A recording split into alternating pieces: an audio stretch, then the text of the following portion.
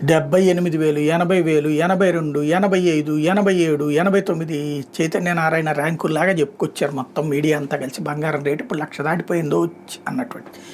దాంతో ఇంకేముంది, ఇంకా 1,50,000 అయిపోతుంది, 2,00,000 అయిపోతుంది అంటే పరుగులు పెట్టి జనమంతా వచ్చేసుకునేస్తారు అన్నటువంటి. తొలిదశలో కొన్నారు. ఇప్పుడు పరిస్థితి ఏంటి? బంగారం షాపులు వెలవెలబోతున్నాయి. ఎందుకంటే ఇంకా పెరుగుతుంది అన్నటువంటి నమ్మకం ఎంతైతే ఉందో మళ్ళీ తిరగబడుతుంది అన్నటువంటి భయం కూడా అంతే ఉంది. అత్యవసరమైన వాళ్ళు మాత్రమే కొంటున్నారు, అవసరం లేని వాళ్ళు కొంటలేదు. అంటే ఇదివరకు ₹4 ఉన్నాయంటే ఓ బంగారం వెళ్ళి ఏదో ఒకటి కొనిపడేద్దాంలే, అది ఏ చెవిదిద్దులు తీసుకున్నా లేకపోతే ఏది తీసుకున్నా ఓ బంగారపు వస్తువు తీసుకుని ఉంటే ఇంట్లో పడి ఉంటుంది. 22 క్యారెట్లదే అయి ఉండేది. అవసరమైనప్పుడు ఆర్థిక సహకారానికి పనికి వస్తున్నటువంటి ఆలోచన ఉండేది. ఇప్పుడు కథ మారుతోంది. ఈ రేంజ్లో అయితే ఎట్లాగా మళ్ళీ ఇంత రేంజ్లో ₹1,00,000 పైన పెట్టంటే ఇక అత్యవసరం అయితే మాత్రమే. జనం దగ్గర కూడా డబ్బులు ఉండాలి కదా.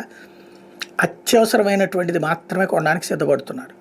అక్షయ తృతీయకి మాత్రమే ఇక నమ్మకం పెట్టుకోవాల్సి ఉంది. అట్ ద సేమ్ టైం అమ్ముతామని వచ్చేవాళ్ళు పెరిగారట.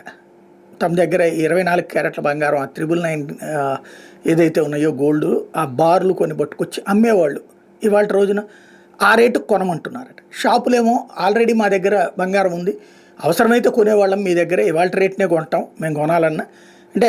అమ్మేటప్పుడేమో ఇవాళ రేటు, కొనేటప్పుడేమో పాత రేటుకి లేవు 10,000 15,000 తగ్గించి తీసుకోమంటే అట్టట్టాగానే అడుగుతున్నటువంటి పరిస్థితి. లేదు అక్కర్లేదు మాకు అసలు బంగారమే ఫుల్గా ఉందని చెప్పేసి షాపులోళ్ళు కొనని పరిస్థితి కొన్ని ప్రాంతాల్లో కనబడుతోంది.